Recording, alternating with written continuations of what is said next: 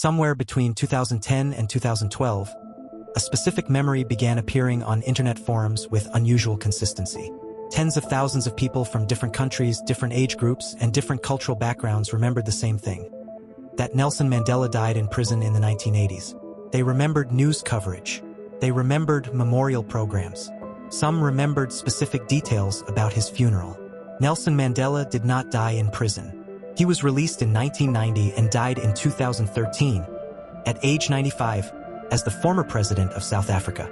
The memory researcher Fiona Broom documented this phenomenon in 2009 and gave it a name: the Mandela effect. Her intention was simply to catalog a curious cognitive anomaly. What emerged instead was a global catalog of shared false memories that follow a very specific and disturbing pattern. Thousands of people remember the Berenstain Bears, spelled with an E. The actual brand has always been spelled Berenstain, with an A. Thousands remember Jiffy peanut butter. The brand is Jif.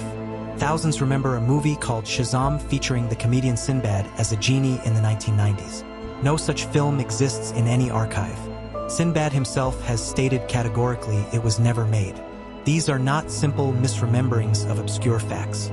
They are vivid, emotionally specific memories shared simultaneously by large numbers of people who have no connection to each other.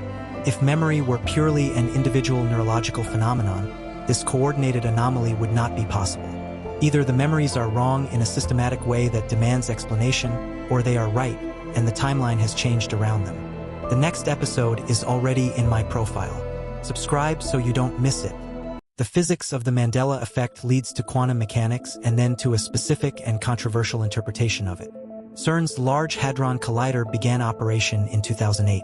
The first documented surge in Mandela effect reports begins appearing in online communities around 2010 to 2012, coinciding with the LHC's first high-energy proton collision runs.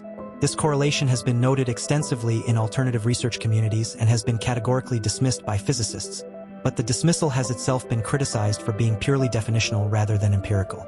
The many worlds interpretation of quantum mechanics, developed by Hugh Everett in 1957 and now considered by many physicists to be the most internally consistent framework for quantum theory, holds that every quantum event that has more than one possible outcome does not select one outcome at random.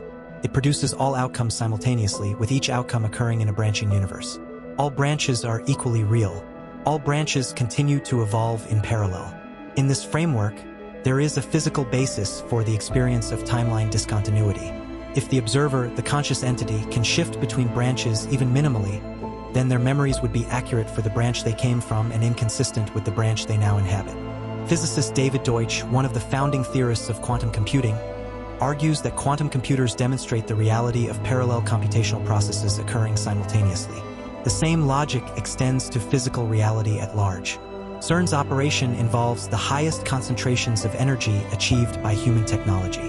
Whether those energies are sufficient to produce branching effects at the macro scale is not a question physics has formally addressed, because the many worlds framework does not yet specify the energy scale at which branching becomes experiential. The next episode is already in my profile. Subscribe so you don't miss it. What the Mandela effect is really documenting is not human error. It is the instability of consensus reality. The accepted explanation that false memories are a normal artifact of reconstructive memory processes, and that the internet simply allows these individual errors to cluster and reinforce each other, is scientifically sound as far as it goes.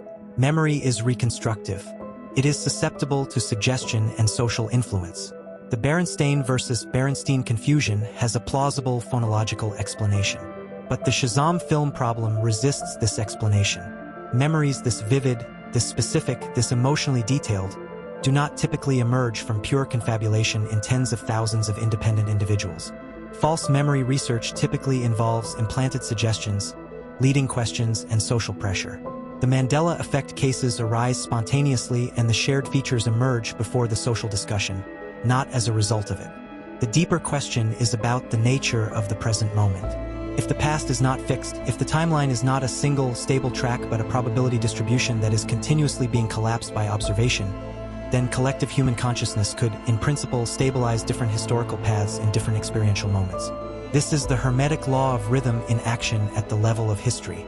The tides of reality moving back and forth. The pendulum of probability swinging through adjacent branches. Your memory is not failing you. Reality is not as fixed as it appears to be. And once you see this, you cannot unsee it. The next episode is already in my profile. Subscribe so you don't miss it.